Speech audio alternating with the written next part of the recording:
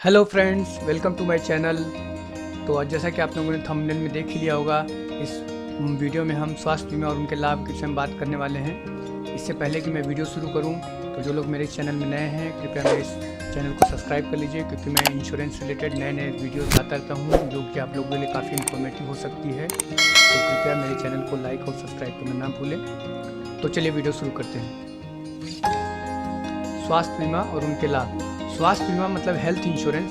Health insurance एक ऐसी policy बीमा होती है जो एक बीमाकृत व्यक्ति के चिकित्सा, शल्य चिकित्सा, परिचय की दवा और सर्जिकल खर्चों को कवर करता है। यह बीमारी या चोट के कारण होने वाले खर्चों की प्रतिपूर्ति करता है या सीधे बीमित व्यक्ति के देखभाल प्रदाता को भुगतान करता है। मतलब ये जो हेल्थ इंश्योरेंस या स्वास्थ्य बीमा आपके जो सारे मेडिकल एक्सपेंसेस होते हैं, ये इनको कवर करता है या आपको उसका रिम्बर्समेंट दे देता है। स्वास्थ्य बीमा योजनाएं कई प्रकार की होती हैं, जैसे इंडिविजुअल हेल्थ पॉलिसी, व्यक्तिगत स्वास्थ्य बीमा योजना, पारिवारिक स्वास्थ्य बीमा योजना, फैमिली फ्लोटर हेल्थ पॉलिसी, वरिष्ठ नागरिक स्वास्थ्य बीमा योजना, सीनियर सिटीजन हेल्थ पॉलिसी, समूह स्वास्थ्य बीमा योजना, ग्रुप हेल्थ इंश्योरेंस, व्यक्तिगत दुर्घटना बीमा योजना, accidental health insurance, corona virus health स्वास्थ्य बीमा योजना, कोरोना वायरस हेल्थ पॉलिसी, मातृत्व स्वास्थ्य बीमा योजना, मैटरनिटी हेल्थ इंश्योरेंस। स्वास्थ्य बीमा योजना के लाभ। फ्रेंड्स, स्वास्थ्य बीमा योजना हो सकता है कि आपको जब कभी चिकित्सा की जरूरत पड़े और आपके पास इतने फंड्स ना हो, तो आप लोगों को आपको अपनी सेविंग खर्च करनी पड़ सकती है। तो इससे आप अपनी अगर सारा पैसा अपने मेडिसिन या अपनी चिकित्सा में खर्च करते हो तो आपकी सारी सेविंग खत्म हो जाती है। तो ऐसे में सबसे बड़ा स्वास्थ्य बीमा योजना का लाभ है कि इसकी जो कैशलेस फैसिलिटी है, कि अगर आप कोई हेल्थ पॉलिसी में अगर आप किसी स्वास्थ्य हेल्थ इंश्योरेंस कंपनी के उनके नेटवर्क हॉस्पिटल में अगर आप इलाज कराते हैं, तो इससे आपको कैशलेस बेनिफिट मिल जाता है, कैशलेस क्लेम की बेनिफिट मिल जाता है, जिससे आपको बिना पैसा दिए आप अपना इलाज करा सकते हैं। तो सबसे बड़ा बेनिफिट ये है। पूर्व और बाद में अस्पताल में व्यय का कवरेज, मतलब pre and post hospitalization coverage. लगभग सभी बीमा कंपनियां जो है प्री एंड पोस्ट हॉस्पिटलाइजेशन देती हैं, लेकिन वो कितने दिन का होगा ये डिपेंड करता है कि आपकी पॉलिसी आपने कौन सी ली है। नॉर्मली बीमा कंपनी जो होती हैं वो 30 दिन से 60 दिन तक का प्री एंड 90 डेज तक का पोस्ट देती हैं।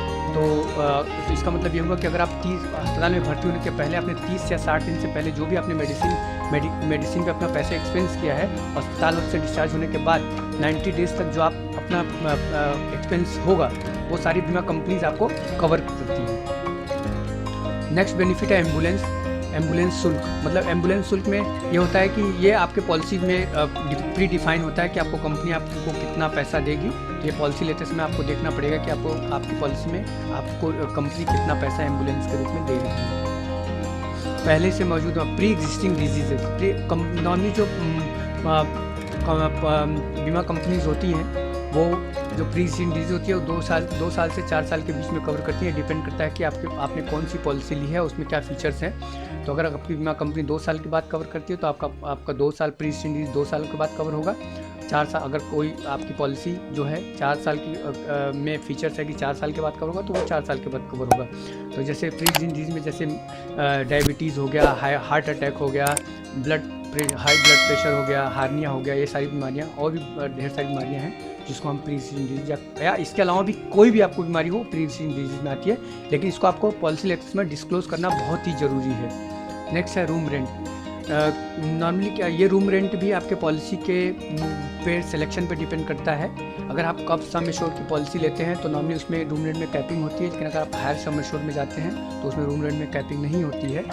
तो अगर आप जैसे फॉर एग्जांपल अगर आपने कोई पॉलिसी ली है, उसमें आपको रूम रेंट के एलिजिबिलिटी 5000 है और आपने अगर 8000 रुपये का किराया ले लिया तो 3000 रुपीज़ आपको पॉकेट से देना पड़ेगा।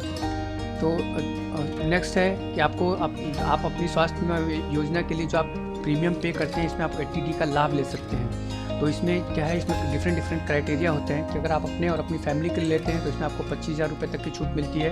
आप अपने परिवार और अपने पेरेंट्स को साथ में अगर जोड़ते हैं तो ये आपको 50000 रुपये तक की छूट मिल सकता है। आप स्वयं, परिवार और अपने सीनियर सिटीजन अगर पेरेंट्स के लिए लेते हैं तो आपको 55,000 रुपये तक की छूट मिल सकती है। और अगर आप स्वयं सीनियर सिटीजन हैं अपनी फैमिली के लिए और अपने पेरेंट्स सीनियर सिटीजन के लिए लेते हैं तो आपको 60,000 रुपये तक की छूट मिल सकती है। लेकिन दोस्तों, ये जो मैं आपको फिगर्स बता रहा हूँ, ये फिगर्स जो है हर साल चेंज होते रहते हैं। जो इनकम टैक्स के रूल्स नए जो आते हैं उसमें चेंज होते थे। जो जिस साल आप क्लेम लेना चाह रहे हैं उस साल के आप इनकम के जो रूल्स हैं उसको देखिए, उसके अनुसार आप क्लेम कर सकते हैं। आप नेक्स्ट है दोस्तों कि आप अपने हेल्थ पॉलिसी लेते समय आप क्या क्या आपको देखना चाहिए, किन किन बातों का ध्यान रखना चाहिए। तो सबसे पहले आप ऑनलाइन जो है जा करके आप उसका प्रीमियम कंपेयर करें। आप सही प्रीमियम का सेलेक्ट करें जिसमें कोई कैपिंग ना हो।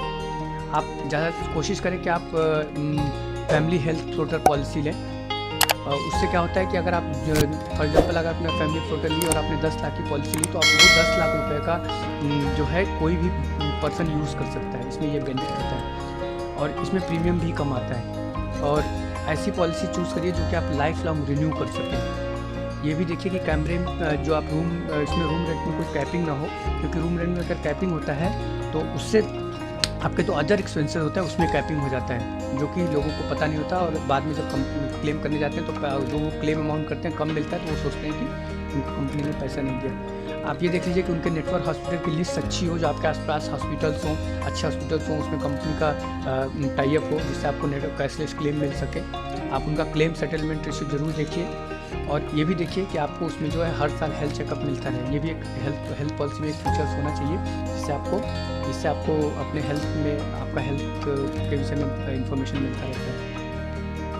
और आपको हेल्थ पॉलिसी लेने में आपको कौन कौन से दस्तावेज देने पड़ते हैं, कौन कौन से डॉक्यूमेंट। एक आपको आयु प्रमाण पत्र देना पड़ता है जिसके लिए आप अपना आधार कार्ड, ड्राइविंग लाइसेंस या पासपोर्ट की कॉपी या वोटर ID कार्ड, कुछ भी आप इनमें से कोई एक डॉक्यूमेंट दे सकते हैं। पते के लिए भी आप आधार कार्ड या ड्राइविंग लाइसेंस या बिजली बिल या टेलीफोन बिल, कोई भी इनमें से आप अपना दे सकते हैं। और एक अपना फ़ोटो देना होता है। नेक्स्ट है कि आप कंपनी में जब क्लेम करते हैं तो आप इसको कैसे कर सकते हैं। कंपनी में क्लेम करने के 2 तरीके होते हैं। एक तो होता है कैशलेस। इसमें क्या होता है कि आप कंपनी के नेटवर्क हॉस्पिटल में आप जाइए और वहाँ पे आप क्लेम लीजिए तो उसमें आपको कैशलेस फैसिलिटी मिल जाती है। इसके लिए आपको अपना जैसे ही आप हॉस्पिटल में जाते हैं उसमें आपको अपने पॉलिसी की कॉपी और जो डॉक्टर ने आपको जो सजेस्ट किया है ये आपको उस कंपनी के उस हॉस्पिटल के TPA को सबमिट करता होता है। TPA जो है आपके बीमा कंपनी से आपको सारे दस्तावेज भेजता है और वहाँ से आपकी पॉलिसी के एलिजिबिलिटी के अनुसार कंपनी आपको अप्रूवल दे देती है जिससे आपको कैशलेस क्लेम मिल जाता है उस हॉस्पिटल में। दूसरा होता है प्रतिपूर्ति का आधार, मतलब रिम्बर्समेंट आप करा सकते हैं। मतलब आपने कहीं ऐसी जगह आपने इलाज कराया जहाँ कंपनी का कैशलेस फैसिलिटी नहीं थी तो आप उसमें आपने खुद पैसा दे करके आपने इलाज कराया। उसके बाद आप अपना डिस्चार्ज, उस हॉस्पिटल की डिस्चार्ज सारांश और अपने और जो डॉक्टर ने जितनी भी मेडिसिन पे आपने खर्च किए वो सारी चीज़ें आप अपने बैंक अकाउंट का जो आपने कैंसिल चेक के साथ आप कंपनी को भेजते हैं, सब सारे ओरिजिनल दस्तावेजों के साथ। तो कंपनी आपके सारे पेपर्स को चेक करने के बाद आपको रिम्बर्समेंट आपके अकाउंट में ट्रांसफ़र कर देती है। रिम्बर्समेंट क्लेम करने के लिए आपको निम्नलिखित डॉक्यूमेंट जो है कंपनी में जमा करने होते हैं। अस्पताल का डिस्चार्ज सारांश, मतलब डिस्चार्ज समरी।